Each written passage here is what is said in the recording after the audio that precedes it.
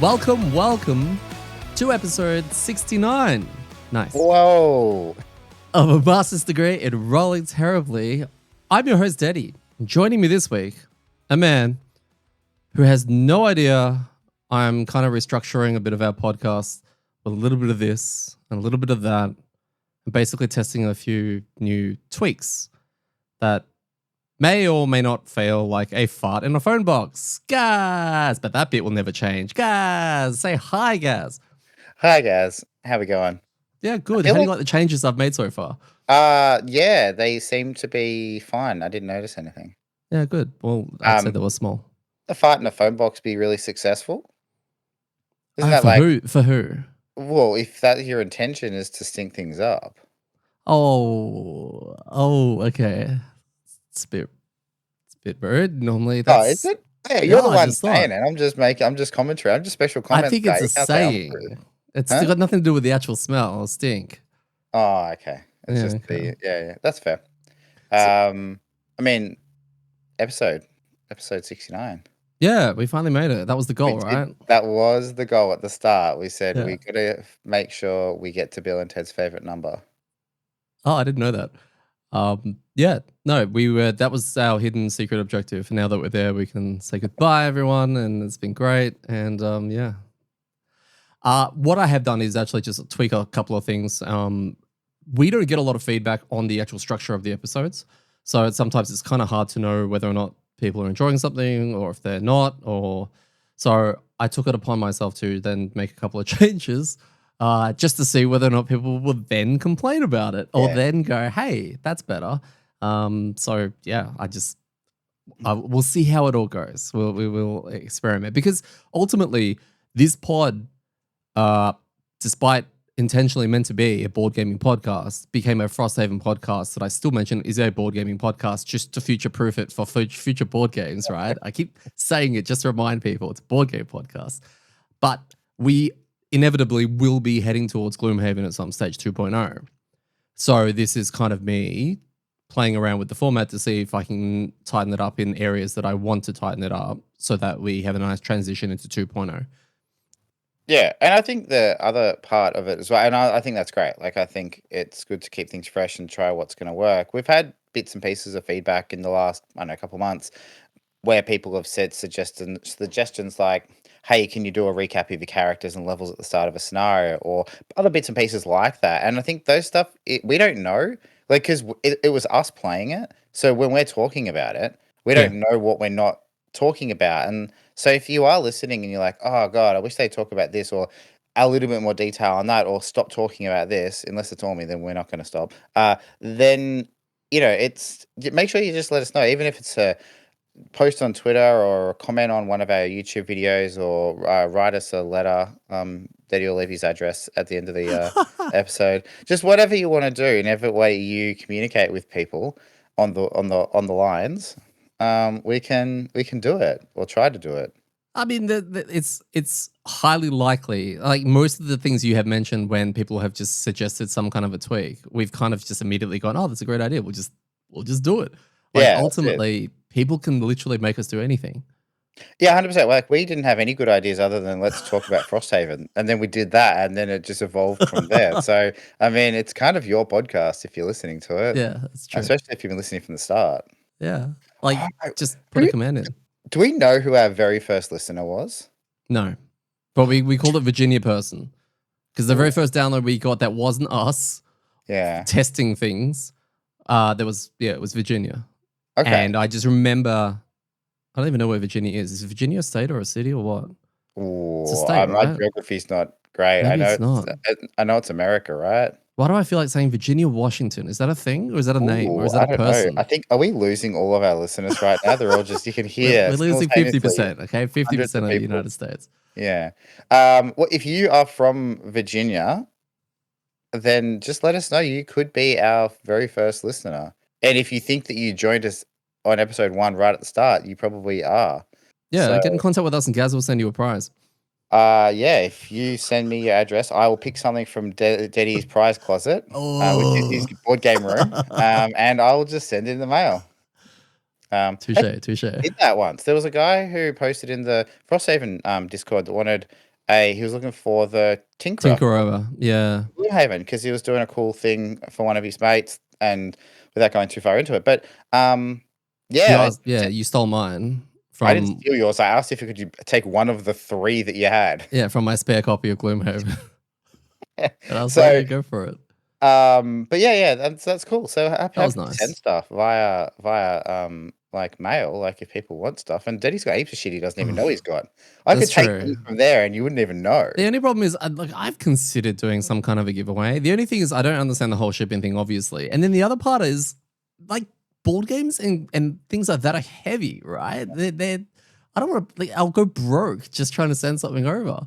Nah, it's got to be like miniature size. Oh, okay. Well, if you want Gaz's Prism miniature, write in 10 reasons as to why, and I will not tell him, and I'll just take it and send it. Yeah, it's like the worst of all of my painting ones. Don't take that one. Oh, okay. I thought you would have been happy with that one going. Anyway, this scenario I wrote down, which is why it's throwing me off so much. This episode, we're actually going to be covering scenario 101, which is a continuation of 100, which is what we did last week, and 99 the week before with Prism Break. And it's called Harrower Library. So to begin our, I guess, slightly changed format, we're still going to start with a road event. And we had Winter Road Event 05. Now, this is a part of the podcast that isn't changed. I still don't remember it. This was amazing. If I use the words, the legitimate business bridge. Yes, this was great. I love this. This was so awesome. Can you, I don't know. There was parts of this that were great for reading out. They were just, I laughed out loud. I don't know what we can do without spoilering stuff though. What do you mean? Oh, you mean retelling what happened?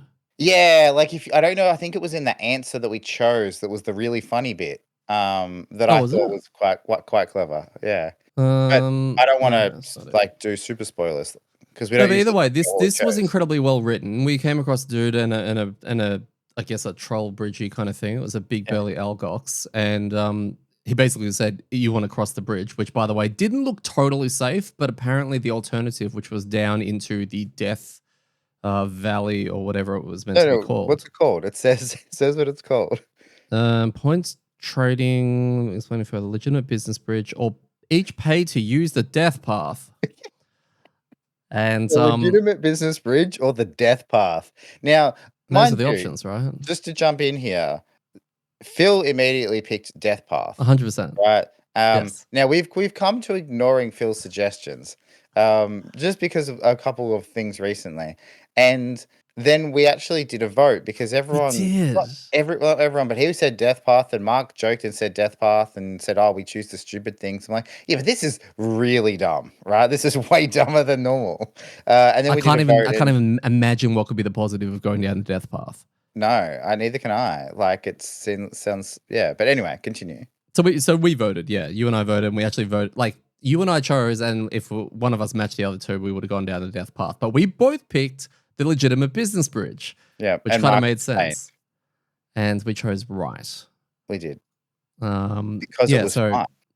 Because we are smart, 100%. So no, that was a really cool event. I think that when they write them, they bring the characters to life when they give them these ways of just their language usage. When they just even the words legitimate business bridge and all of that kind of stuff. Like there's so many ways that could have been written. At least read the answer without the reward or the consequence for the second part, because then you will see the part that I thought was funny. The hulking algox steps aside and waves you through. No run, go slow. Enjoy bridge. You're not sure if going slow is recommended or for safety or overall enjoyment, but the bridge does hold your party's weight the whole way across. Yeah, that's what it says. That's it. Yeah. That's it. I love it. I love that. Yeah. That's you're right, because it is like it's like the troll bridge thing, which they could have put a troll in front of a bridge and just said, "Hey, pay money, go through, or go through bad place and take damage," right? But they didn't. They spiced it up. I love those takes on old tropes and things like that, and yeah, even to chuck a little bit of humor in there as well. So yeah, it's cool. I love it. I love those kind of events. Then put a reward or a punishment tied to it. It's not like we're just sitting there reading it. It's potentially going to be catastrophic for the group. Gaz, can Yes. you please explain how we ended up at scenario 101 so our listeners can follow along with the story, please? All right.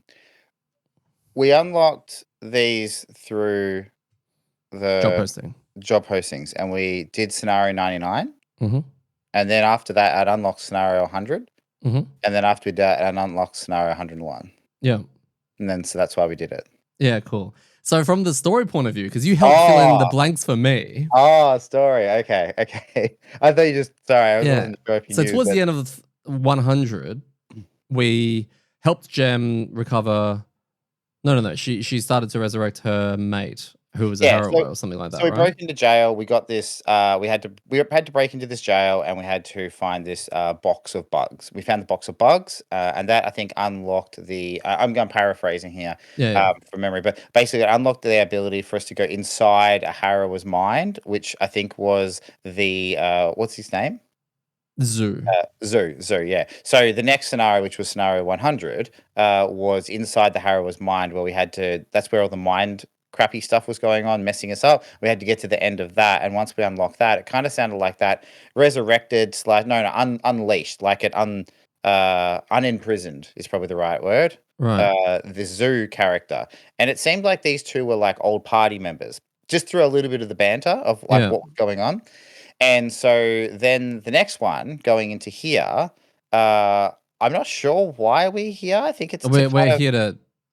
I think we're here to power him up, basically. Yeah. He's all weak and stuff, and he needs. So we had to go into here and basically power him up, get him supercharged, so that we could do other things. Okay. And we'll talk more about this at the end of this, because there was like a kind of next story element that sounds exactly what I think it sounds like, and it's really cool. Very cool. And that'll be a good discussion, I think, because I'm not very good at following stories. So, I'm enjoying the recap you just provided for me.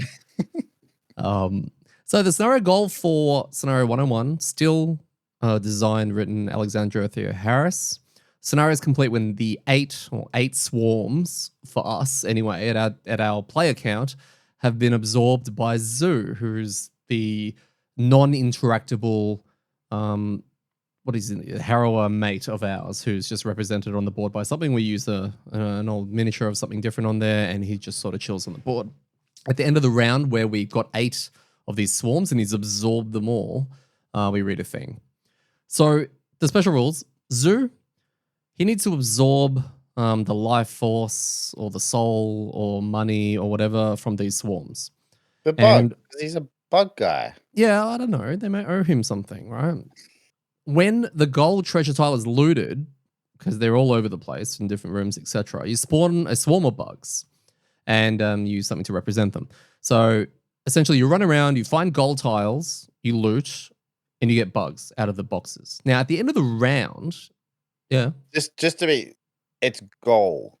Because I was confused when you first said it, and I thought you said gold. And I'm just like, our Australian twangs, people could be like, oh, you just have to loot a gold tile? No, there's certain like objective tiles that are goals that are on the board that you have to open up, And the game doesn't provide anywhere near as much treasure chests, which is what's depicted in the whole scenario, by the way. We only get 3, and we need 8 of these, which means we had to use random things like crates and all that kind of stuff. That's just not good enough. But anyway, the crates look better, actually. You chose crates, and I think that made it a lot clearer of what we were doing. Well, bugs would be in crates instead of a treasure chest, right? Yeah, I mean, like, hey, look, I opened up. Oh, bugs. Okay, that's weird, but that's good. You could even choose corpses, like lie the standee down and just make a bunch of corpses everywhere. No, I already did that. So at the end of the round, the bugs move towards Zoo. All right, they move towards Zoo through any featureless hexes. That's a word I want to bring up later. If they enter a hex with a figure, or a figure enters a hex with a swarm, they suffer 2 damage and they gain poison, and the swarm just sort of chills on their face for a bit. Once all the swarms have moved, Zoo then moves, and he moves 2, focusing on the nearest swarm, and if he ever occupies the same space as the swarm, he absorbs it. So basically absorb 8 swarms, and the good guys win. Mm-hmm. Now, Zoo doesn't have a health bar, can't be interacted with in any way, So it's like the best escort quest ever, right? Amazing. Mm. When you said that, I was just like going through, like, oh, okay, yeah, okay, all right, that's all right. And he's not on the board to start with. That's the other thing as well. Yes. He doesn't start in your starting room. No. And then you're like, and he can't be interacted with. I was like, oh, this is going to be amazing. Like, this Yeah. is an escort goal orientated quest, but we don't have to stress about that guy. No, don't have to worry health. We don't have to negate with cards. It's a very different kind of feeling, but it's kind of hard to work out whether or not it's going to be easier or harder than a standard escort quest. Now, challenge cards for this particular scenario, we had our last one, Gaz. We had empathy. Empathy was whenever a monster suffers damage, all monsters will have advantage on all of their attacks. And for some reason, we were like, well, this is it. This is the one we want, right? Gotta be, right? May as well give it a crack. Our pets, we had Weedy the Ruin Machine, who really hasn't really been tagged out again. He's just chilling, coming along all the time. And I'm almost certain at least 2 of the 4 that he's been with us recently, we keep forgetting to use him. Yeah, we do. And we get booked in a turn and be like, oh, Yeah. that would have been a great turn to use Weedy. Yep. Yes. And finally, for maybe the second or third time, I can't remember, Iron and Wine, aka Winey the Piranha Pig. And if you don't remember what Iron and Wine does, because we barely see him, all characters in initiative order may perform a loot 1, which is pretty cool. Well, it wasn't the first scenario we brought him in one that didn't have any loot in it. Yeah, There was that boss. There was no loot deck. Yeah, correct. So it was like, oh, congratulations, you're useless. Yeah, look, if we had a tier list on pets right then and there, yeah, it would have been rough. Whitey, you would have gone in the bin. Just saying. Our monster combinations, we get the whole Algox crew, or some of them anyway. So we get archers, we get guards, and we get priests, which really is a callback to scenario 1. I think. Are they priests in scenario 1? Wouldn't Scenario, be priests. Scenario 10. So they get And- the axe dudes. Mm. Our party, me on the level 5 Astral. We have Gaz on a level 8 Prism. We have Mark on a level 5 Kelp. And Phil was on a level 6 Drifter. First room setup, we had a big rectangular room. We had 2 archers and 2 guards, 1 of each in terms of elite and normal. A couple of obstacles and 2 goal treasure tiles in the far corners of the room, which we are instructed we cannot interact with at this time.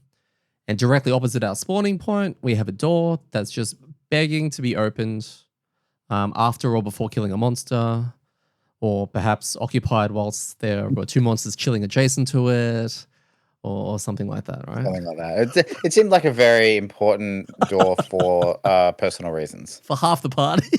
Yep. What are your initial thoughts, Gaz, on what we had ahead of us?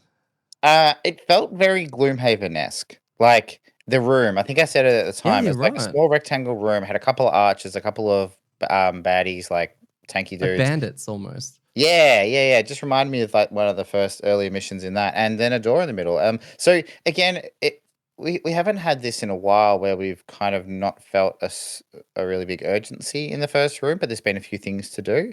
So yeah, it was kind of cool. It was like, all right, well, we can move in and do things. And yeah, it looked interesting. Look, I'm really enjoying this storyline, so I'm just like kind of, yeah, this is great. Like I'm loving it. Let's go. This seems cool. I want to see what this zoo guy does. I want to release some bugs, etc., etc. Yeah, and the special rules of this scenario doesn't kick in until we open, the first door anyway. So that was when that element of surprise kind of comes in, and you can kind of understand what's going on, because the zoo kind of spawns in the middle of the room, and you kind of like, oh crap, but it's okay, he can't be interacted with.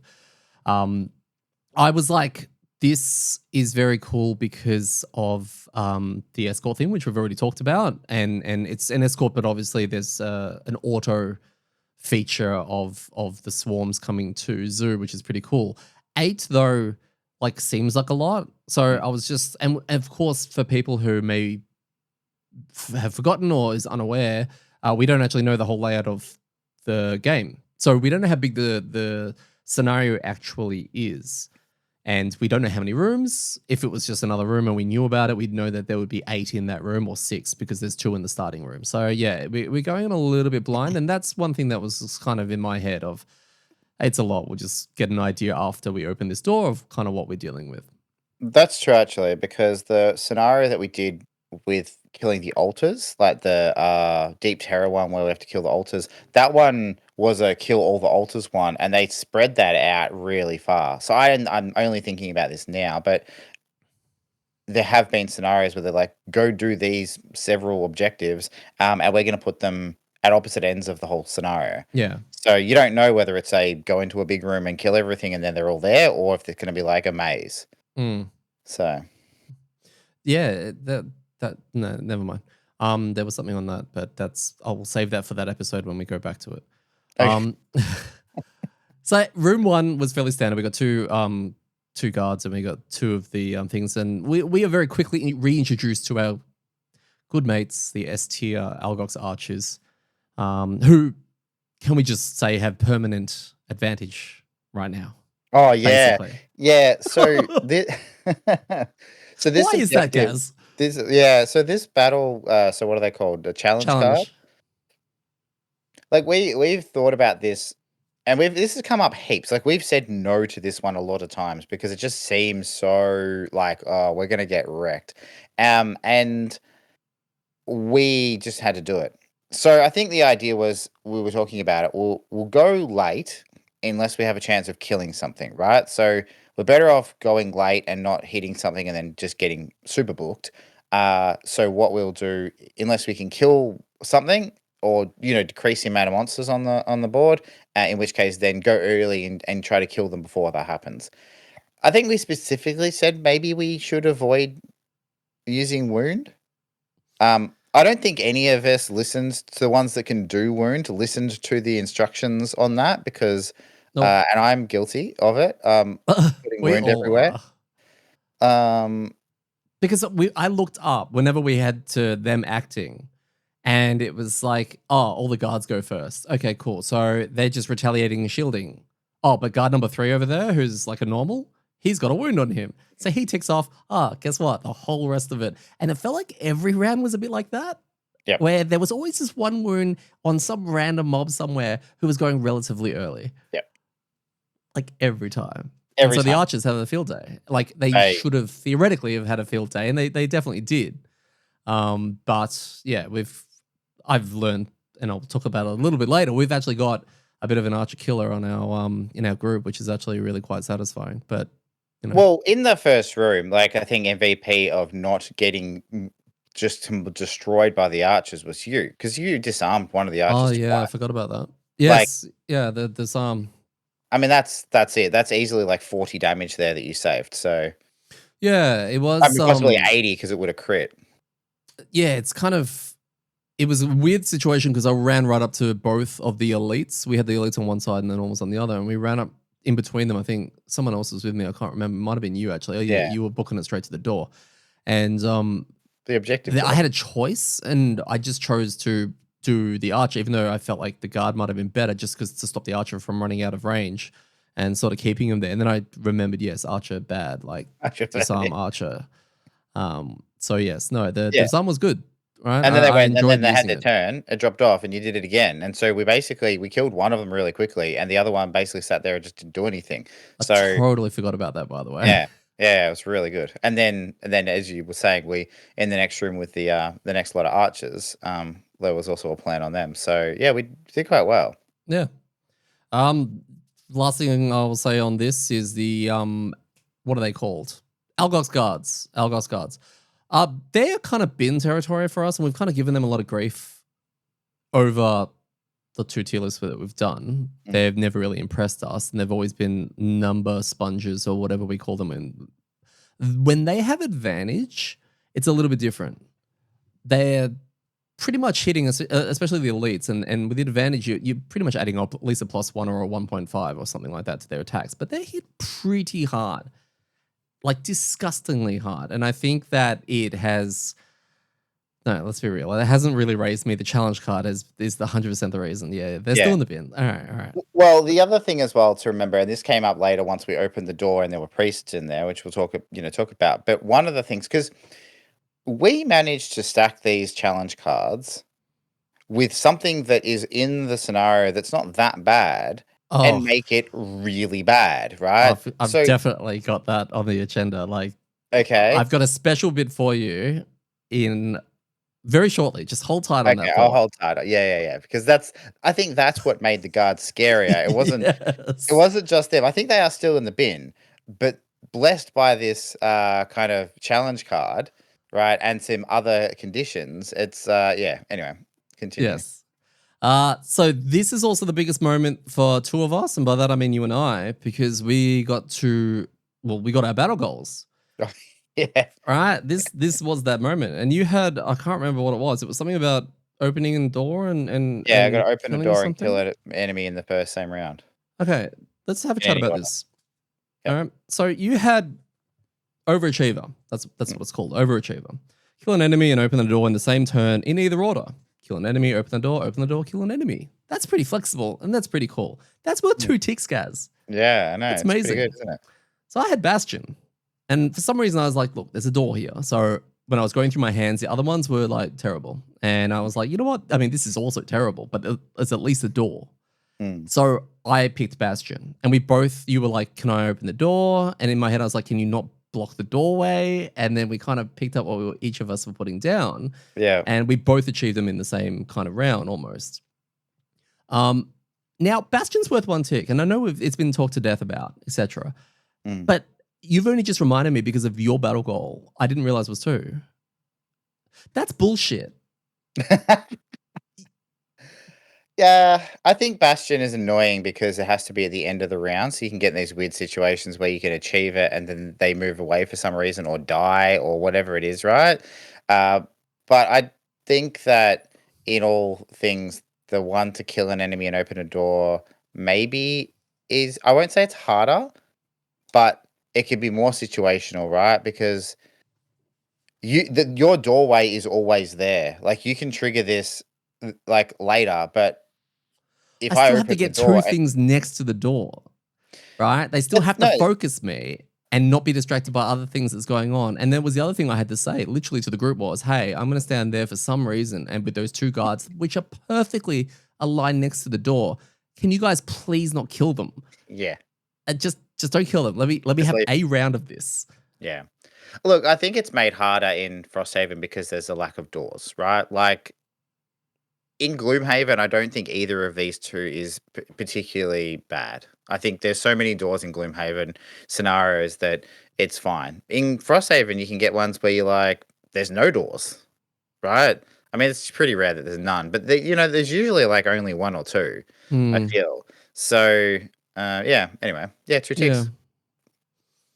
So we got the 2 ticks, which is pretty cool. And it was at that moment also that both of the guards, I've got one of their ability cards up, which I didn't know. So guards, I feel like they're the first thing you basically see in Frosthaven. Now they've got an ability card that I didn't remember them having.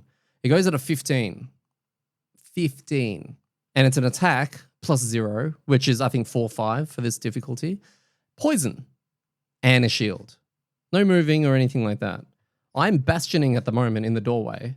And I remember getting absolutely wrecked by these 2. And that's because they both pulled that. And I went at a 17. And they both went at a 15. I don't have no reduce my initiative boots. And absolutely wrecked me. So you learn something new every single time.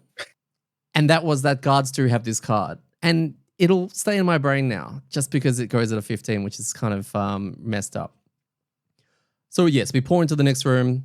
It's a very large room. We see Algoxes everywhere and more gold tiles and 2 doors, etc. And now, in the future and on this episode, I want to have a little spotlight. Just a little spotlight for us. And this is the segment I'm throwing in here right now. It's a spotlight on either a class or an item, an ability, a monster, etc. And today, the monster spotlight is on Algox priests.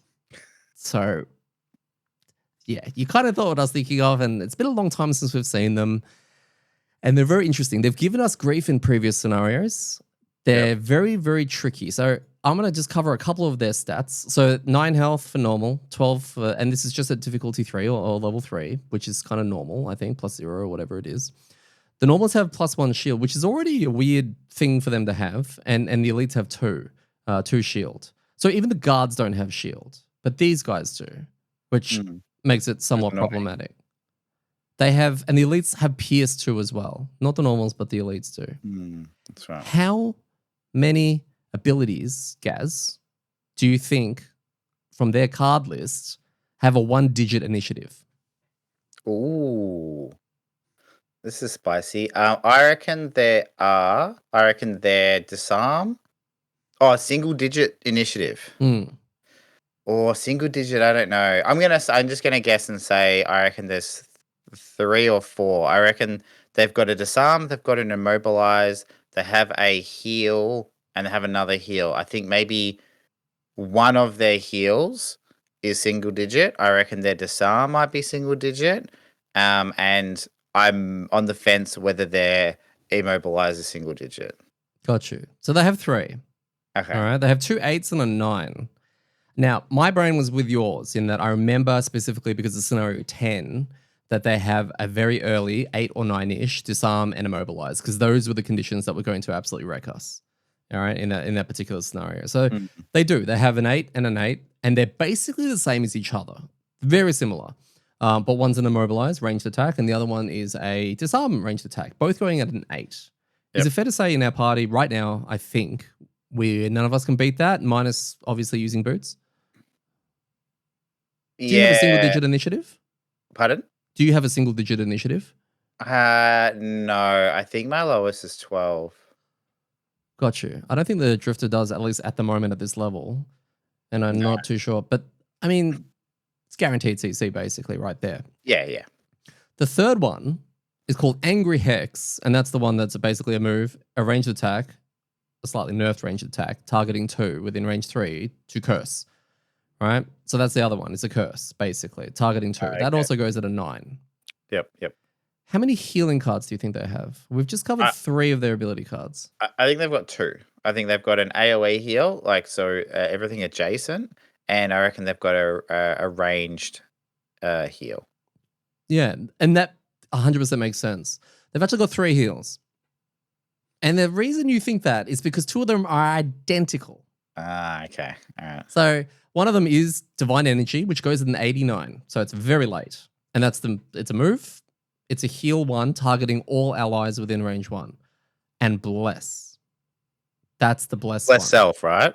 Bless Self, yes. Yeah, okay, yep. So heal everything within range 1 and then Bless Self. So obviously the more of these you have up, the more blesses are going into their deck. The other heals are just 23s. They go at 23s. They both go at 23s. They're identical cards. It's just a move, and that's the heal 3 within range 3 that we've seen. But they've got 2 of them. Okay. They are both the reset cards. Okay. All right. Yeah, so they can chain that ultimately. Yep. See, breaking it down the mob like this, I've learned so much more about them. Because I didn't know that they had 2 of them like that. Because in my head, it's always like, what are the reset cards? Is it the immobilize? Because that's messed up. Wait, if it's the disarm, that's messed up. Yeah. It's funny, right? Like, just as a side tangent on that, one of the things I think I've deliberately done, but I think I don't say deliberately, but subconsciously done through playing Gloomhaven and Frosthaven, is tried not to memorize much of the monster decks. I like this is really interesting to go through, right? Like it's interesting to see and then go, oh, okay, that's why that comes up, etc. Kind of like when we did it with the wave throwers. We're like, oh, 2 of their 8 cards are reset cards, summon everything. Okay, that's crap, right? But I remember mostly because I didn't want to be able to game things in regards to like knowing what a monster's lowest initiative or highest initiative to try and game things that way. And I remember doing that in Gloomhaven, playing Gloomhaven Digital and going like, oh, okay. And, going like, oh, well, I think the earliest these can go is like a 24. So this card will beat it. And I think once you start doing that, it's kind of like it takes that random element out. It's kind of like the same reason you don't share your initiatives amongst players. You kind of let it go. So it's really interesting to find this stuff, and we'll probably forget most of it by the time we get to priests, but we will remember like, oh wow, they have heaps of heals and CC. So that meta knowledge is really cool to know because you know why they're dangerous. Yeah. Right? There's a good chance they're going to pull one of those 6 cards. I did this, I guess, somewhat recently and probably not as in depth with the Harrowers that we had recently, the Harrower Infestors. And I probably could only name 3 of their cards now. It's just the memory thing I think kicks in. And when you say that knowing all of them just on that, it's interesting because Rove, I mentioned last week, they've got a booklet which shows you all the cards that they can do, and you roll a die and move a token. So they've obviously, these are the Crimson Scale guys. They've obviously thought of that as a open information kind of thing that's still determined by an RNG, Yeah. allowing players maybe a little bit more agency or control over being able to game, I guess, a portion of the system, Yeah. which is an interesting change. Yeah, and I think it's kind of like it's playing a game knowing what a potential outcome is going to be, right? Like rolling a dice to work out what the attack is when you know all the options is kind of, I hope we don't roll X. Like that brings a different type of suspense. Like I've done this and let's hope, like imagine if we did that and we knew that they had the heal card or the disarm card, right? And you're rolling a d8 and you got a 1 in 8 chance and you go, okay, if we get this disarm card, we lose the scenario. Yeah, look, Imagine the tension. But like, it's the same thing because you're randomly drawing, so there's a chance they draw it. But like knowing that it's there is like almost making the suspense even higher in some cases. So I can kind of see it working both ways. Yeah. yeah, it'll be situational because we could play against these guys on Monday and probably forget. Oh, not really. I forget a little bit of it, but it's What's a priest? there you go. Gotcha. And then of course they've got the 2 remaining cards, which is nothing special and something else. They're both just move and ranged attacks, right? Okay. Now, this leads me to a blessed situation with a certain challenge card. Gaz, can you carry on where you were going before? So having advantage sucks because you take heaps more damage, and it's harder to take less damage because they're going to draw 2 red cards. But we felt we could deal with that, which is why we let it go through and wanted to finish empathy, right? Because what could possibly make it worse? No, I mean, like it's bad enough. Like it's at like 10 out of 10 badness. Apparently, when you fill the monster deck full of blesses, it turns out there's a number higher than 10, which is 11, and it got turned up to 11. So not only were the curses that you were putting in their deck useless, not only were the negative cards that they had read that chance that they don't hit you really hard never coming up, there was a higher than 0 chance, and it got higher and higher that they were going to crit you, right? And it really bad times. So, yeah, it was like at that point we went, oh no. Yeah, this is bad. You know, every attack, and when you're talking about the guards, like hitting for 5s or 6s or 4 and 5s even, I mean, at a +1 or a +2, that's a big hit. But like a good chance to be crit because now you have like, I think at one stage it had like 6 in there, right? Yeah. There's a really good chance one of them is coming up when you're getting attacked 5 or 6 times. When 5 or 6 attacks are coming out from the monsters, you've got the guards hitting for 4 or 5, you've got the archers shooting for like 7, right? It's like, oh, yeah, someone's getting hit really hard. Really. Oh, well, I'm pretty sure one of the attacks copped a double crit, right? I'm almost certain that they had advantage and they pulled both on one of them, which ended up being okay because we got rid of pulling the both blesses, is great. right? I think it was on one of my robots actually. I think it got double crit, and like double crit feels bad, but it's actually the best way to get crit, right? I'm just looking at the scenario. So yeah, there were 3 in that room, which means that's 3 going in. They probably then pulled their reset card, which was the heal, move forward, and then they drew it again, the bless thing, and then we ended up with 6 in the deck just like that. So 6 plus the crit, natural crit, right? And it's not balanced out because you had curses in there. So it's like not balanced out at all by the curses. No, the only way we could balance it out is to work out how to give them muddle or, disadvantage, or not hit them. But we were really bad at not putting wound on the thing that was going at sub 20 initiative. Like, that's the problem, is that I think on multiple occasions we're like, this is fine, we're going late. Oh, that one has wound. So now they all have advantage. Hey, look, you're getting crit for 15 damage. Well, 15, not 15, but you're getting crit for 10 damage. So yeah, it was nasty. So again, we found a way of making the challenge card worse. And we keep doing that. And I mean, I don't know, we're going to talk about challenge deck later on, but I think that's one of the amazing designs around the challenge deck, is I think that there's so many instances in which case it synergizes with the scenario or the monster type or what you want to do, that makes it feel like, oh, this one is way worse in this situation, but it's probably really bad in a bunch of situations. It's just this is the one we got it in. Yeah. Yeah, we'll talk about that later. But I think that was that moment for this challenge card. It'd be interesting if we went back in time and maybe pulled empathy first as one of our first challenges and went, oh, okay, this is interesting. We probably would have gone with it, right? Because back then we were only drawing one. And we probably been like, ooh, spicy, you know, and A, knocked it out of the park, or just B, going, what the fuck have they done to this game? Yeah. Like, how is anyone expected to do that? Not to mention, once we get to draw two and keep two, what could we have paired this with? Yeah. Like, maybe the card that removes all the negatives from the deck or something like that, right? I mean, amazing opportunities right there. Do you remember where priests sit on our tier lists? I don't think they're S tier, but I reckon there are like Ulch that hurts, or what? I don't know. What's the one below S tier? Oof. Oof. Yeah, I think they're oof. They are. In the first iteration of the tier list, we put them at oof. And then the second one we did recently, also oof. And it's good to see that. Does that still feel right? I think so. I think they are very strong and not from a high numbers perspective. No, they're amazing supports. Yeah. That's crazy.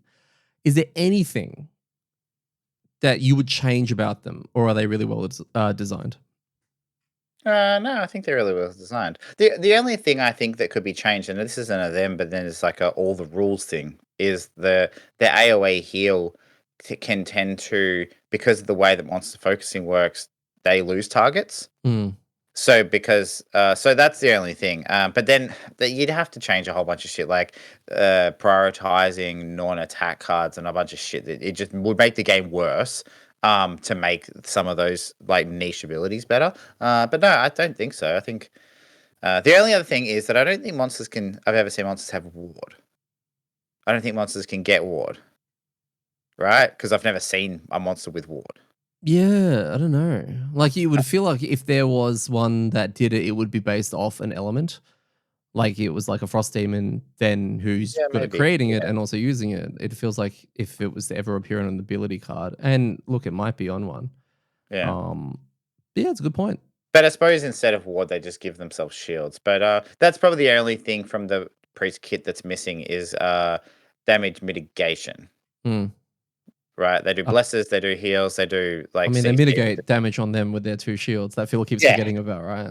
Yeah, well, that's it. And they do the disarm and the immobilize, but like throwing a shield onto something, like, you know, yeah, okay. Early, imagine like go early, heal something for one, and grant it 2 shield for that turn.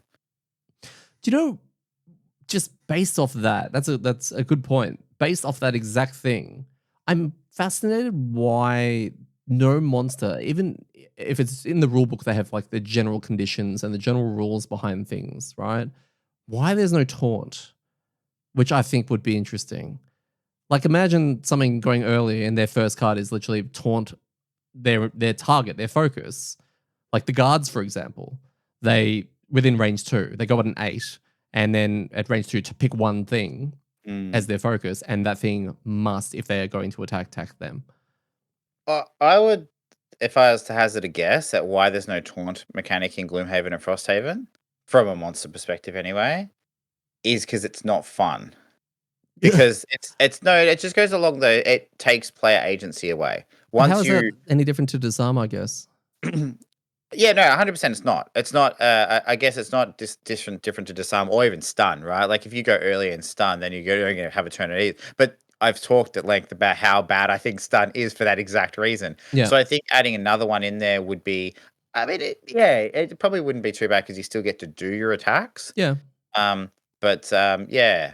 I don't know. Maybe it's it'll go with the number meat shield. Like they don't get shield with it or retaliate with it, but in other words, you're about to book my archer.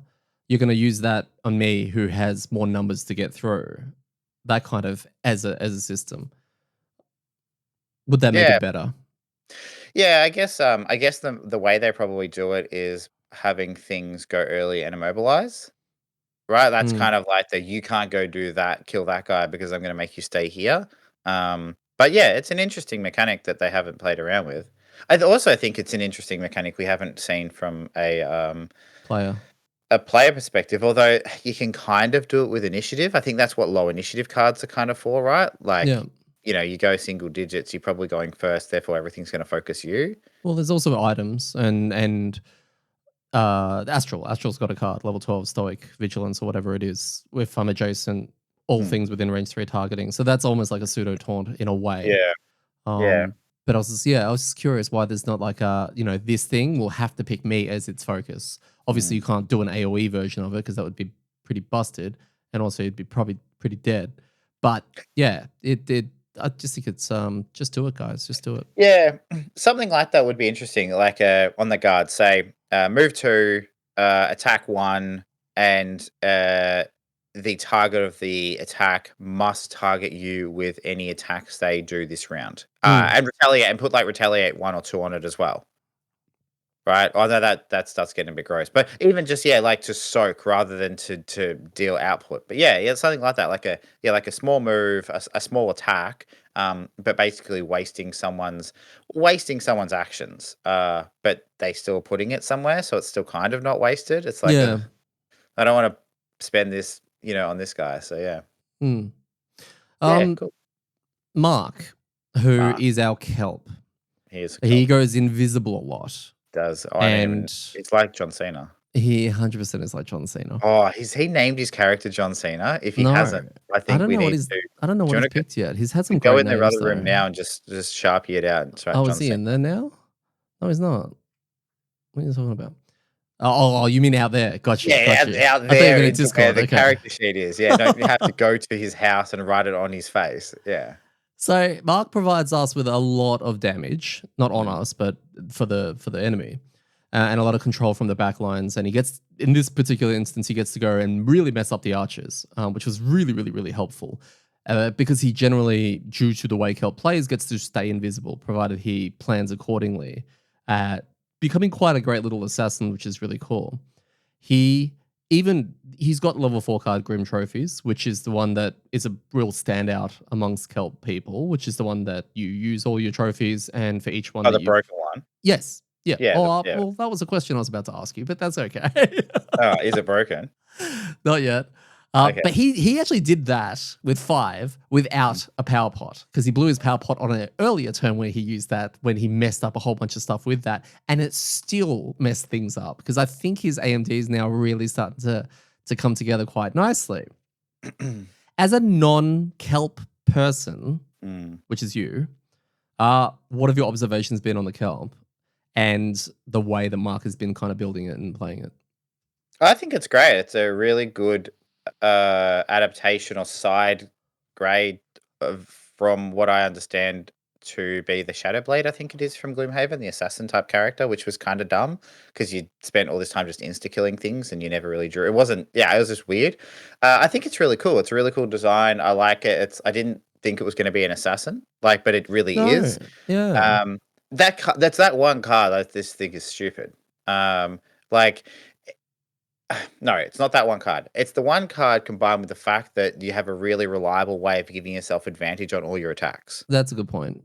Even with the power pod, it's really stupid, right? Like that just needs to not exist. I think But power pots in general can be a little bit like that. yeah, and my understanding is that I think that's that's the general consensus, is that they are too powerful and they should apply to an attack, not all attacks, right? Yeah. Because that's very powerful. But And they even stack. without.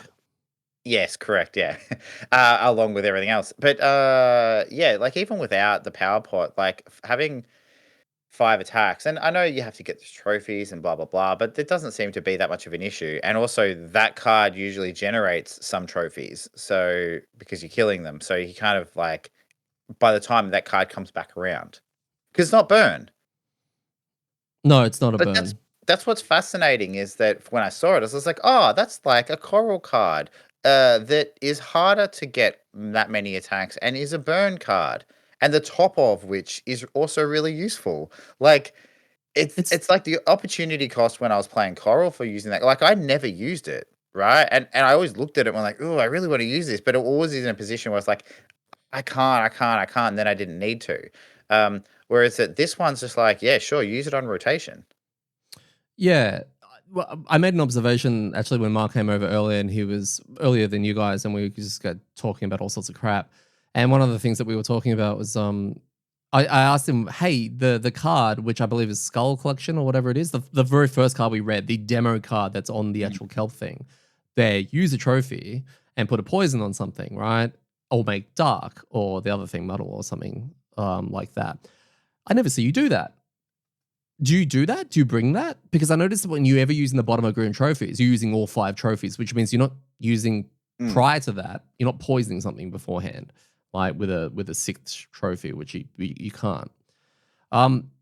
And yeah, he admitted that he doesn't bring it anymore, right? And then I looked at like comments on YouTube and just general discussion around the kelp in some various communities.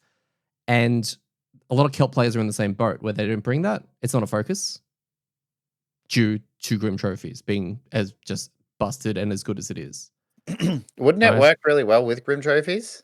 Like, doesn't it basically make the card read attack too? I suppose, but it's just more like it's, you're not spending the trophies to poison stuff. You're instead getting 5 attacks out of it, right? Which means you burst one thing down and then hit a second thing and then maybe a third thing. Yeah. I think, that's probably the point, is that if you're attacking a single, this is going to turn into a kelp review, right? No. If you're attacking one target, then having Grim Trophies would be better because you're trading 1 trophy, so 1 attack 1 into +1 on 4 attacks. Yeah. Right. But the way Mark has used it the last couple of scenarios really effectively is basically killing multiple targets. So, or getting across. I think in the second time he used it in this scenario, he actually did an attack for the first 2. He did move, attack, nothing, attack, nothing, then move, attack, and hit, and then he did 2 more attacks. So even that, for the ability to kind of shuffle a little bit across the room, and then kind of just kill something. So yeah, I can see that not being the best. It'll be interesting to see whether or not there are other items that he may find that will further, I guess, make this even more busted. I was bringing up the other alternative because obviously this is a level 4 card. He then had to give up something else. And I had the reminder of what was the level 4 that no one seems to be getting. It must be a completely different playstyle or whatever. And it's called Crushing Darkness. Now, Grim Trophies goes at an 18. Crushing Darkness goes at 40. So obviously, Grim Trophies has got the better initiative, as well as the overpowered bottom crap, right? The top of Crushing Darkness, the other card, do you have it up right now? Yeah, I'm looking at it now, yeah. So attack 4, if you use a trophy, it's an attack 5, and you curse something, and you get XP. Also not a burn. Yeah, it's pretty good. And then the bottom is muddle all within range 2, which, yeah, supporty kind of thing. Why would you not pick Grim Trophies? Like, it makes sense, right? It's just really good. They don't compete. No, I mean, because it's melee as well. It's not like it's a ranged crab. It can't range. Remember? No, I know. And I guess the other thing, it's further in favor of Grim Trophies, is that the attack is a bottom action. Like, out of all of those things, if you were to say an attack, let's just say it's an attack 5 and curse versus, say, 5 attack. Well, say on average, you're not going to always have 5 trophies. Let's just say 4, right? 4 trophies, right? So it's 1 attack 5 with curse versus 4 attack 1s with movement, or even 4 or 5. That in itself still sounds like Grim Trophies is the best option, especially with your great modifier deck, right? Like, and advantage all the time. The fact that it's a bottom action as well. So you go, I'm going to do 5 attacks, and then I'm also going to do a top action. Sure, why not? Right. So I think I think an item that might be good is the poison dagger. Yeah, okay. You're right. That's a nice little cheapy one that you could throw in there.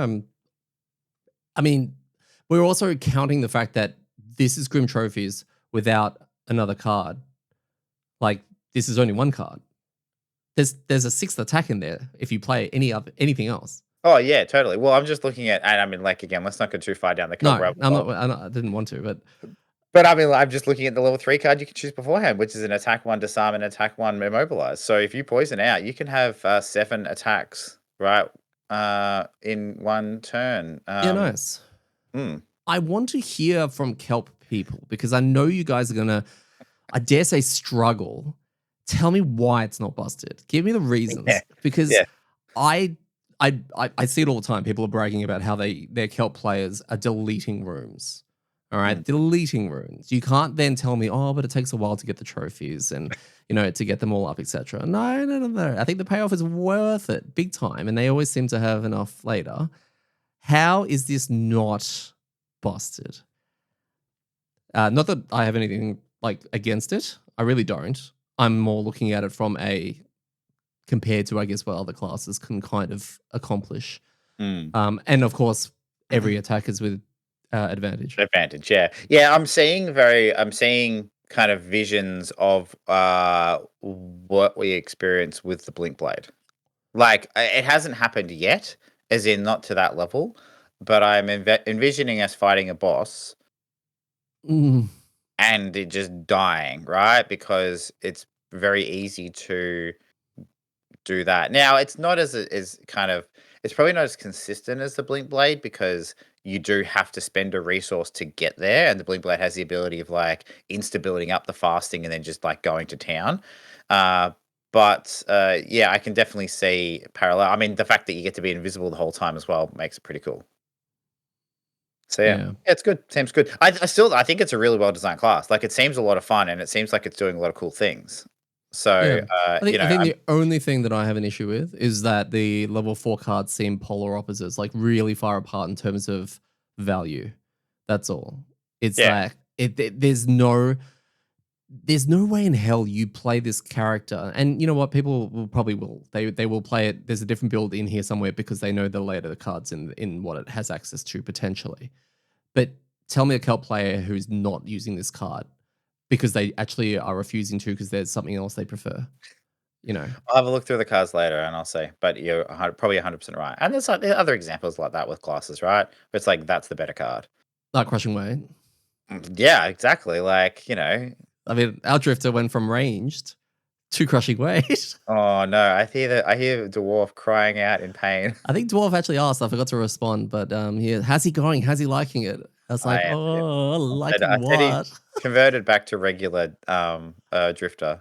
That's right. Regular kill everything drifter. And I think Dwarf's response was, that's also the range drifter. That's not what he's doing anymore. It takes way too much effort. So And again, to in that defense, I don't think he changed off the range drifter due to the damage output, but I think he changed off it due to his um stress around keeping all of his DJ discs plates in the air. That was which would what have it been was. my main concern with going range drifter was Yeah, just yeah. because I think he just was like, this has the potential to do really well, but it also has the potential that if shit goes the wrong way, then everything drops off and I can't do anything. So Mm. I think he feels a bit more comfortable with the crushing weight style, and he started using the boots, so he's kind of a little bit more flexible. That's actually something I would Sounds say. familiar. Yeah, well, that's what so I think the crushing weight drifter is probably more flexible than the range drifter because it doesn't require you to put out as many persistence to make your attacks really good. So Mm. you put out crushing weight, and then you have that option of you used to use some of the tanking ones or the healing ones. Phil used the boots, and he's got some cool combos with the boots. So it almost seems like there might be more flexibility if you go melee, and maybe less flexibility, more damage output if you go ranged. Yeah. So yeah, it's interesting. It's cool because yeah, we've got very different areas of drifting where I did it at the start of the campaign where we had very little items and all of that. And it's cool to see if you do revisit a class much later, what you can kind of do with it, I guess, which is pretty cool. So back in our large room, I go to the back to get the gold treasure tiles that are still in here, and the other guys go into a room to go deal with that. And it was so funny because there was something that really stood out to me, and you might remember this, was that Phil opened the door to then look for these remaining gold, the bugs, right? And he got chased out by an Algox guard whilst receiving like arrows in the back of his head. And I'm almost certain he had to discard a card or something like that in that moment. It was very funny because he was all macho. I'm going in, don't worry, kicks the door in, goes in like one hex basically. And then next minute comes screaming out like he was in some kind of a cartoon. I think he's Now, come a long way because I reckon if we go back 6 to 9 months into our earlier days, he goes in and attacks and then gets booked. Like he Yeah. has learned a Perry lot Piper, right? around. That's where it came from. Pardon? Perry Piper, right? Yeah, that's it. Yeah, Yeah. exactly. So I think he's learned a lot about like, ooh, yeah, I don't really want to cop all of that. I'm gonna like not attack, but I'm gonna move back and mitigate the amount of attacks I get. So I think, good work. Nice work, Phil. Now, during our regular dispatching of all the foes and all that kind of stuff, I reread the rules again, just the Oh special no. rules for this. And no, you know about this. It was about the swarm movement. Oh And yeah. it does say that they move towards Zoo through any featureless hexes. So, due to the way that this room, we're on one of the rooms that has a whole bunch of difficult terrain, which is a feature, uh, they can't leave this room. Mm. Do you think this was intentional? Because what this means is once Zoo picks them as a focus, he then goes into the room. Now, Yeah. there may not have been intentional. It may have just been an oversight or something like that. In fact, it looks to me like it might have been an oversight. Yeah. And I'm almost certain that the majority of groups out there won't even have realized, and those bugs will just travel into the room. Go across that one. Yeah. Yeah, probably. I mean, it seems a bit silly. The bugs are at the back of the room anyway, so you have to kill through the room to get to them, and then you release them, and they should be able to just go to Zoo, and he can come to them. But otherwise, we got this weird situation where, because he doesn't fly either, so he has to move. He moves two, so he was moving one onto the difficult terrain, and yeah. I mean, it didn't make any difference because we were basically just running around circles for 10 turns as it was. But yeah, it seemed a bit weird. Especially, Yeah. this is the second time within a few weeks we've had this real weird kind of mesh of immersion, like animated sword that doesn't fly, bugs that fly around and sting that don't fly. Yeah. Like, I don't know. It is what it is. I guess it's balanced. You have to balance stuff. So, Yeah. No, it was interesting. Like those kind of things come up, and then as I'm reading it, I'm like, as I was saying it to you guys, wait, the bugs can't leave. Like it's basically I'm just putting together what the words are saying in the thing, right? mm, And I was like, that doesn't feel right, but that's what it says. yeah, So it was just one of those moments trying to decipher what I guess the designer was trying to achieve versus what, if the rules are getting in the way or something like that. After traveling to fucking Mordor to get the two chests, which we did actually use Winey at that stage. So we used Winey, we did our loot one. It was great. Everyone kind of, positioned themselves to get up a little bit of loot tokens that were still scattered on the ground. I saw these guys fighting in the room, and I'd spend forever going to get these chests so that we, for the objective, which reminded me a little bit of what your Coral had to go through, I think, with moving bodies. And I was happy to do it. I volunteered to do that. I realized that all the swarms we needed were already available. mate. They were Hang on. already out. Let's go back a step. Oh, Yeah, moving bodies. Like you can, yeah, come back and talk to me when it's moving bodies, collecting snow, and carrying elemental cores across the room. Right? I'm Those tired three after one. scenarios Okay, within a after couple of one. things. Yeah, that's it. Where I Look, basically spent half of a scenario just moving. if there's any scenario that doesn't involve having to kill something very fast, I will put my hand up as objective boy. Okay, Okay. I'm fine with that. So I was saying like all the swarms are out, right? I want XP because I'm too far away to get to the room, and everything's dying. These guys are absolutely murdering these Algox. And I needed to get XP, so most of my astral stuff is actually targeted, which is really annoying. So I opened the door, which was great, because as soon as I opened the door for the remaining room, there was a priest and an archer. And I just very quickly went in there, and because of brittle, and brittling for me is amazing. Like, absolutely amazing. So I brittle on the archer, crit him, which was phenomenal. Then turn around to the priest who was sitting there just doing all his priesty stuff, brittled him, and then I can't remember if I crit him or if I just hit him really hard. With the one of the attack cards that I never use because I'm not really an attacking astral. And no, that was very satisfied with that. And you know what? By that stage, it was just wait for Zoo and the bugs to do their little thing, which unfortunately took a couple of rounds. Kind of sucked the air out of it a little bit, just a little bit towards the end. But we won, and we got our rewards, which was 1 tick, 10 XP, and then we had some weird ending thing that was happening there. So do you want to talk about the ending into thoughts? Yeah, okay. Yeah. So, from my understanding, the ending is that now that the zoo comes back, and then they discuss what they're going to do next, and Gem is the Mm. main, yeah, is like, oh, we've got to go. Now we can go rescue or liberate or I don't know, Well, for the release. quote, it just says, "I can't wait to get the band back together," was the last thing she said, Mm.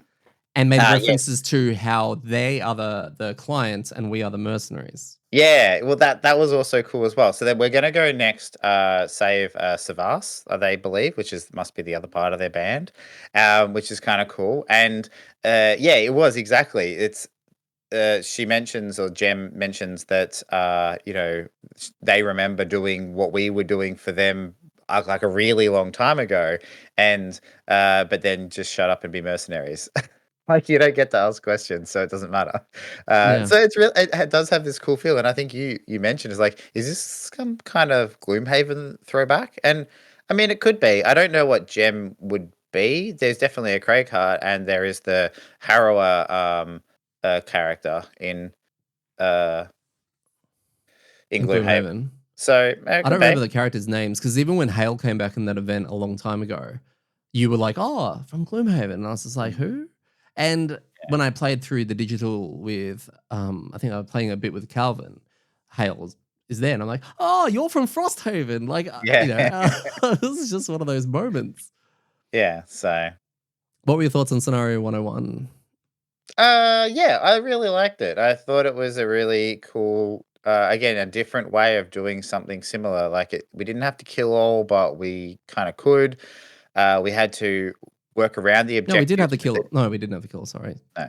But like we had to work around the objectives, but they weren't like massive distractions from what we wanted to do. So it was kind of like kill all the monsters, fight the monsters, have fun, play your cards, play your character, and then also loot these chests so that you can kind of keep that ticking along. I liked the zoo being there and moving around and being a part of the like scenario, but not being interacted with. It was a good change, and to like us. I don't know. They could do more with him. Like they spawned him in the middle of the room, right? For one, which is cool because it kind of then he's gonna start spreading out, going to where all the bugs are. If he can get attacked, you can't do that. You got to put him in the first room, and it becomes like much like just a like kind of protect and move forward. Mm, So I thought that was kind of cool. And yeah, I'm just really enjoying the story. It was probably a bit easy, but even with the challenge card, which made we were getting hit real hard. mm, So I don't know if there's enough stuff in it, but then with the monster types we have, it could be so swingy.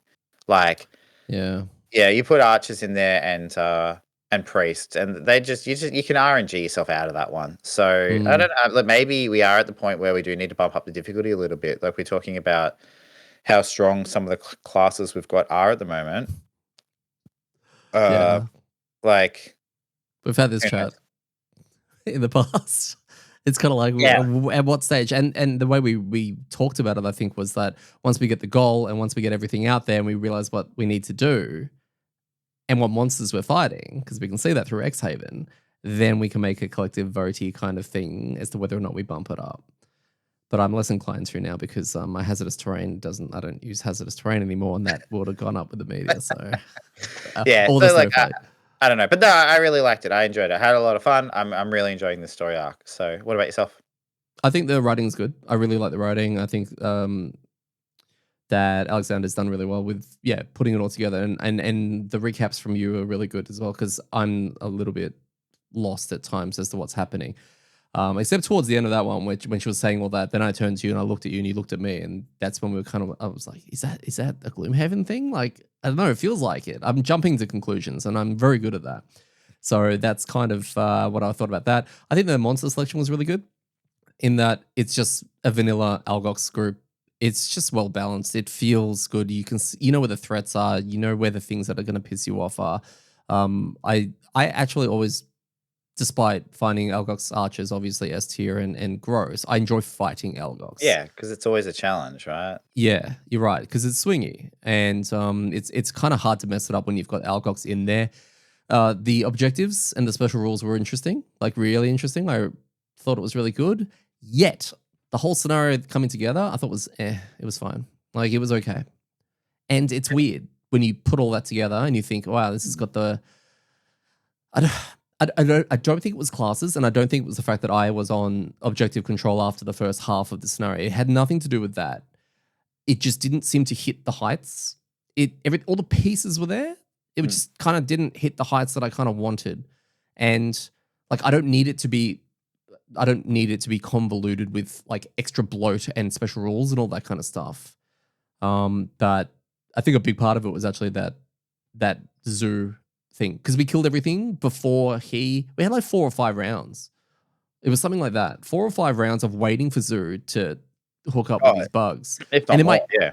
And in my head, it was just like, is that an attrition kind of thing that we just didn't plan around? Because if we all exhaust by the time they all get together, we fail. Yeah. Which is messed up. So, yeah.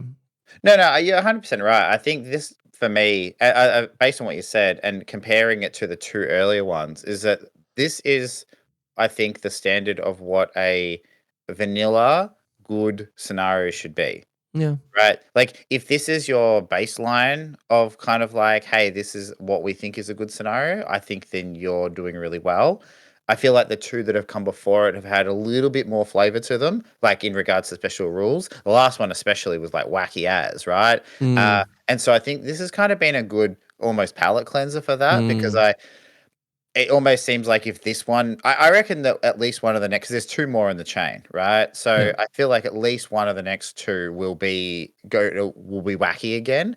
And I mean, or maybe you almost need 1 or 2 that aren't, so that you can go back up, rather than kind of escalating. And then by the end of it, it's just like either ridiculous or you have to do something so crazy that it's not fun.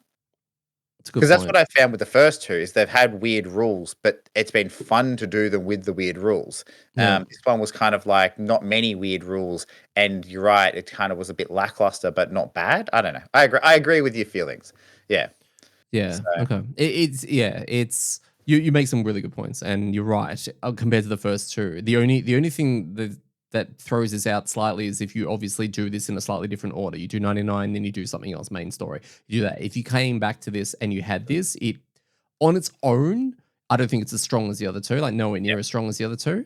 But as a collection, I think it's fine. I think it suits its purpose as, like you said, palate cleansing. And because we're playing them one after the other, yeah, it makes sense. But I think that's a really good point. And we've talked a bit about this as well when we had weird combinations of like fun or not fun from scenarios. Like, oh, we had all these types in a row, or we had this weird, like this one was really hard and that one was really, we very rarely, because of being time kept or gate kept by time, right? Because when you did the main story arcs or those things, or even the PQs, it was like, do this, now wait 5 weeks, now do this, now wait 5 weeks. So you didn't get the momentum. So while those scenarios in a row might have felt the same as this, they might have felt like up and down and up and down and up and down, and it was like a journey. We've never really done a quest line all in one go. You're 100% right. We're not getting gate kept by this one. It's just like, just do whatever you want. And because we don't have anywhere else to be, I think it's kind of cool. Like we got no more. We've got a side quest at the moment. Yeah. So that's such a good point. Actually, I didn't think of that. Yeah. So, this will be the first time we can just one by one, week by week. Like, yeah. It's so everything else is still relatively fresh. Mark says a little palate cleanser from mind melting game adjustments, but still interesting and something I hadn't seen before with the non-interactable NPC and its win condition. Insects should be flying and should be able to traverse difficult terrain, as it put an unnecessary delay on ending the scenario, or we need to kill things slower. Either way, another cool addition to this line. That monster combination looks like the enemy trinity. Frontline plus archer plus healer. Would have sucked to be visible. Phil said meh. Okay, good. We've gone backwards in regards to words, but yeah, that's he has restarted to 1 word now. Yeah. Is this normally scenario? Yeah, I think it's fine. I mean, archers. No. Oh, you said no. Oh, who said no? Me. I said not with you. Advantage archers was the only reason. I was just like, yeah, I think he'll run forward. In that room where we were sitting back and Mark was invis, he would have been a hero and ran straight to, well, I guess the guards really, but I just Maybe. think he'd be in trouble. Yeah, I feel like there's enough choke points and ability for us to stop him from going places, right? Like he only moves 2, so you can block him that way. But yeah. Yeah. I did get a message actually. Oh, a message. Yeah, a message. Listen to. Okay, so I got a message on from Pido on Reddit. I haven't heard from Pido in a long time. Replying to last week's episode, saying that scenario 100, which is what we did last time, the reverse stamina one, was his or me scenario. Ooh. And yeah, he said he died super fast. Yeah, well, we would have talked about it last week, but that opening room has You've the also, potential yeah, to kill him, right? With the Shriek Fiends, yes, well like that Shriek and Fiends and to, anything else. well to negate the damage, you'd have to draw a card, which at that point you may be questioning whether or not it's worth it because you haven't seen Okay. the rest I of the always scenario. forget. So you can draw a card to not let Ormy die? You can Like you discard a can card. discard a Yeah, you card? can lose a you Can you? can lose a card, yes. Oh, okay. Yeah. All right. Yeah, so I guess yes, you're drawing cards for him not to die, and you're right. Like we were, I mean, yeah, I can see that being rough. Yeah, okay.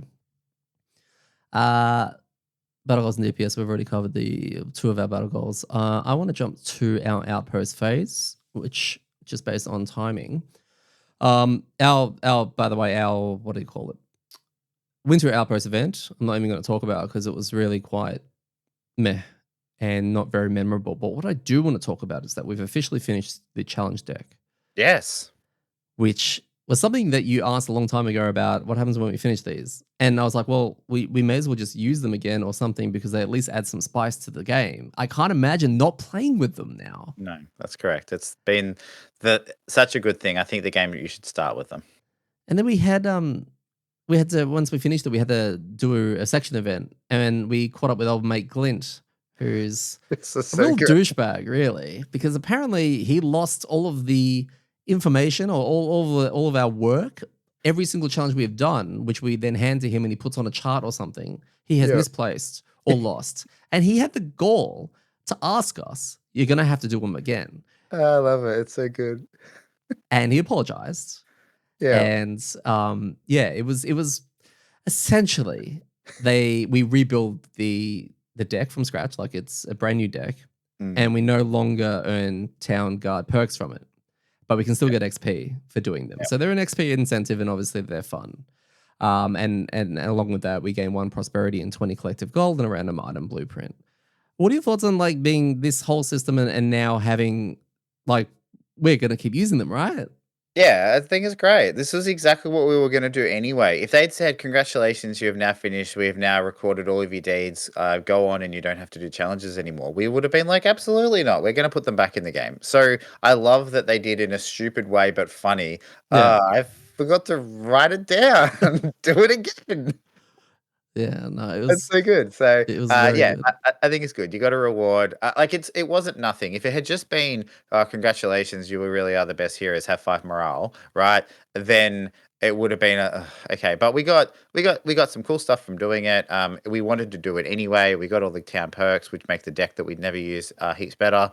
And then we got a funny Flint dude just being like, "Whoops, don't tell anyone, please." Yeah. And Mark actually raised this when he was picking his PQ because his PQ is about challenges and completing a certain amount of challenges. And he was like, "How many do we have left?" And back then it was like 6. And it was like, "Well, what are we gonna do?" And I'm like, "I'm not too sure." But like we're at a stage now where I don't think he's gonna get a building out of it, but he wants to do his PQ legitimately. And I think I just said, look, once we're done, we'll find out what happens. And if nothing is going to happen, we'll just keep using them. And that way, A, the game is still interesting, and B, he gets to do his PQ legitimately. So it's really cool that this now finishing has answered that kind of question. And now, yeah, we get to keep doing it. Yeah, that is because there's been some really fun ones in there, and I can't wait to have them come back again to just spice up these scenarios and change things, right? So on that note, with challenges, I did ask you to do me a favor and prepare me 3 challenge cards and I've also done the same. And we will, I don't know, maybe we can use one in a future game Yeah, or something like custom. that. That Yeah, could yeah, be that's it. interesting, I like right? it. Yeah. Maybe we can put a poll up or something like that with the six and just see which one, along with the other ones. Or maybe we can change the rules slightly and just add as many challenges, like draw a challenge from the. Oh my god, that's such a cool house rule, by the way. So with the challenges now that we've finished it, okay, you draw one off the top, but whatever you draw, you have to do, and you can hit, you can go again, but then you have to do it. You can't pass, and you can keep going. It's bonus XP, right? It's 2 XP per one you do, but you can't. You have to choose to stay. But if you flip it over, you have to add it. You need to push your luck element though. Like you need a bonus in addition That to the is the XP. push your luck. No, no, no. But like the you need a benefit or a bonus from flipping another one over. Like obviously you get the extra XP, so there's the risk reward, but you need something else, Yeah, right? okay. Like you need like an instant bonus from flipping, and then also you have to do this challenge card, something Yeah, like you maybe add plus however many cards. So if you manage to get 4, you get 2, 2, 2, 2, 2 for each one, plus an extra 4 oh because you yeah, ended up doing 4. And I think yeah, yeah, that's a good chunk, right? It's a yeah, good bit of an incentive not being too broken or anything like that. yeah. All right, Yeah. so we dive right in. Yeah, of course. Do you Do you want to want me to go start? first? Yeah, sure. Sure. I've got three, and I've got an alternate version of the third. So I'll kind of run that as four. But Sure. cool. So the first one is whenever a monster receives damage from an attack, it gains shield equal to half that damage rounded down until the end of the round. Yeah. Ooh, that's a lot. Like, yeah, okay. So That's it kind of means that you have to hit things either little, like really little, well, the first or person does, right? You've almost got like an early initiative person to go, hey, if you can multi-target everything, like the meteor or something, use magma orbs to just go bang, bang, bang. That's 3 things, but with a negative attached to it. Like you're barely hitting it hard at all, but that determines then the shield for the rest of the round, right? And then the harder hitters can go in. yeah, actually, it'd probably be the first time, not whenever. The first time a monster, because otherwise it would keep stacking up every time you hit it, and it would be. Oh, I mean, that could be interesting as well. Like, it basically becomes invulnerable. Like, but no, but that's what I mean. Like, again, it puts that idea that you have to spread your damage out. You can't focus damage. Like, it Yeah, okay. stops things from being burnt down. So yeah. Yeah, okay.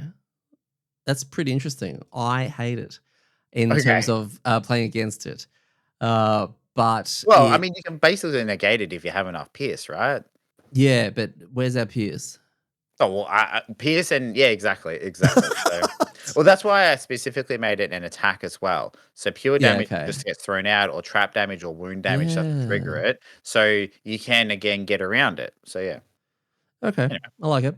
I've given all mine a title, like the actual cards. oh, They have a I name. didn't do that. I had to use my brain for that, and it was really hard. But I've got Okay. one called Renewing Winds. All right. All character healing abilities now also add regen. All monsters now have permanent regen. Are you? God, permanent regen, as in Yeah. like Kind of it's like permanent if they don't regen, have regen, they gain you regen, get it similar back. to what Okay. the Fist Boy does. So Right? basically, it just says at the start of every monster's turns they heal one. It basically neutralizes poison, wound, and bane. Oh, it's even better than that. Yeah. Okay. Cool. Right? You can Interesting. still burst things down. They're only ticking up once, but it's an extra layer of Hmm. preparation. It's something you have to work around, like I guess a lot of the challenges have. Yeah. Okay. Cool. Hmm. Yeah, that sounds rough. That sounds another Depends one on the of party like, makeup. well, yeah, yes and no. I mean, there's no way of stopping it.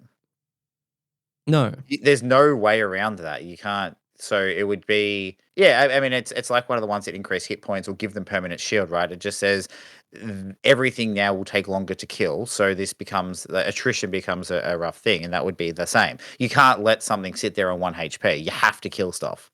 Yeah, but at the same time, if you've got an archer who has, I don't know, 7 or 9 health or whatever, that's in most scenarios for us, that's a 2-shot, if anything, if not a 1-shot, That's which what I means mean. it's only healing 1 out of that. You're essentially raising the health by 1. That's Yeah, that's what I mean, though. Like, it's almost the opposite of mine. Mine one says you have to spread all your damage out because you're not going to be able to burst stuff oh, down. yeah, yeah, And yeah. yours is like going like you need to pick a target and focus a target because if they're on full health, then they're not getting any benefit from it. But if they're so yeah, cool. I like it. That's good. Yeah, okay. All right. my second one. I didn't come up with fancy names for them, but if we chuck a poll up, then I'll come up with something. So each round, any figures with an even initiative have advantage on all their attacks, while Oh, figures with an odd initiative value have disadvantage on all their attacks. that is amazing. All figures. Ooh. Yeah, okay. Yeah, okay. Wow. That And I've is. got a little asterisk on I'm this that I'll throw in at so the end. glad you squeezed an initiative one in there. I couldn't come up with one. I wanted to. That is a good one. I The, really like that one. the initiative ones we've had have been some of the funnest, or most fun. Yeah, I So that's agree. why I was thinking about Even the initiative. battle goal that makes you never play your lowest one, Yeah, right, is yeah. amazing. I like Um, it. so, and here's a fun rules question for Dwarf on our made-up challenge card. Important. Yep. When you use initiative boots, so boots of speed or whatever they're called, to raise your initiative by 10 or 20, can you actually go below 0 or above 99/100? I don't know what the max is. Sure. Because that would then impact your ability to know whether, For this challenge. yeah, for this challenge. Although Yeah. I suppose it's by 10 or 20, so it's still going to remain odd or even. But just curious if you can Is go it above or below. is 0 odd or even? I think that's controversial, but I think it's even. Oh, That's okay. nothing, isn't it? Isn't I it feel like it nothing? has to be even, 0 right? is nothing. So I don't Well, know. Again, naught. there you go. Sorry. No, I guess on 0, you get to avoid this special rule for that turn. So if you have the ability to go at 0, So you go at right, 20 or 10 and have the boots.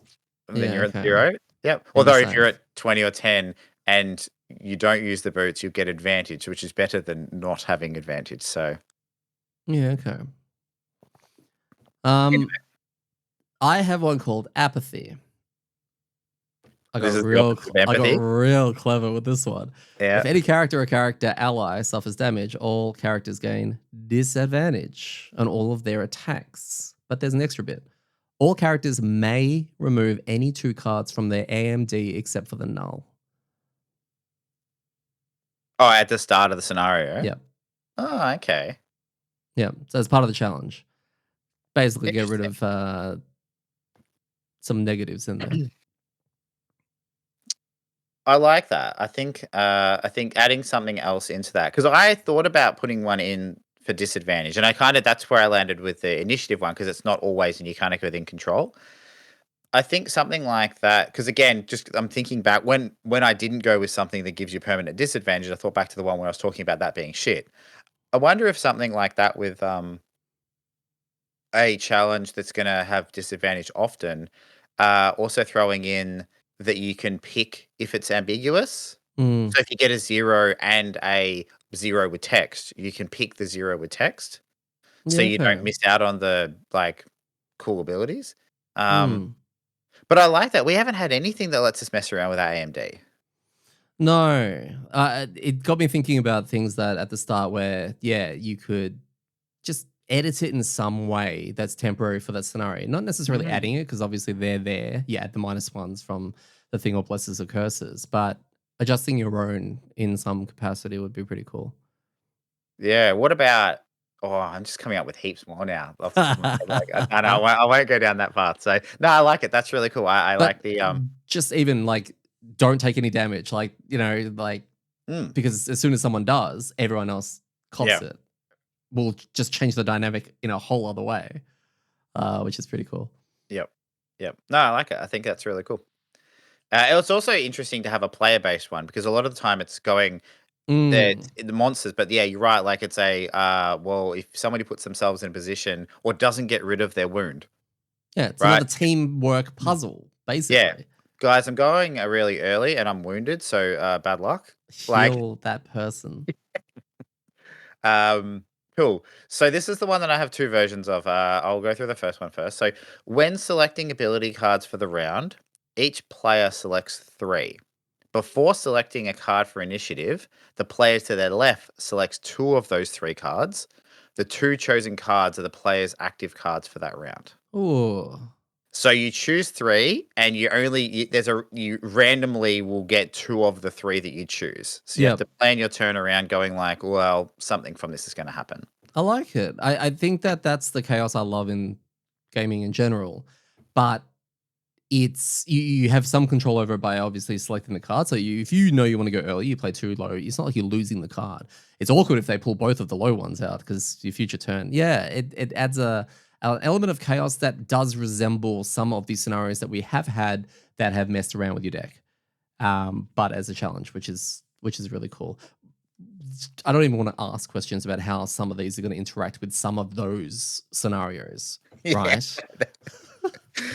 And I think the slight alternative to that, if that was too weird, would be, and maybe this could be a completely different one actually, is after selecting ability cards, the player to your left randomly selects one of those two, and that's the card you have to use for initiative. So a lot more straightforward, is in like you are going to get to do what you want to do, but you may not be going when you think you are. So it's another one that messes with initiative to say, hey, there's a random element that it's just, yeah. Like it. These are really cool. I like it. My last one is definitely my favorite, and I just need to see us do this. Okay. It's definitely for our group, but I think it'll be great for every group. It's called Shroud of Silence. For the first 3 rounds, no player can speak, point, signal, or do anything to communicate with others.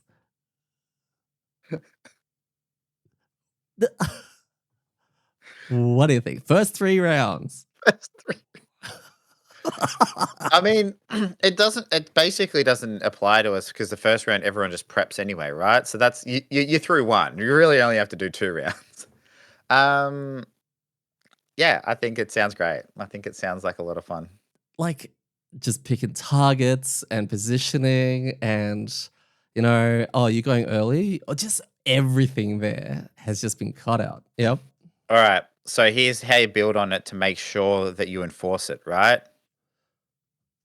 Yeah. Any player who breaks that rule, their character gains stun. Oh. I mean, that'll make it easier, I guess, once you're stunned, because who cares? But then you'll be permanently stunned for the first 3 rounds, right? That's it. You don't want to follow the rule, then you miss out in the first 3 rounds. So yeah.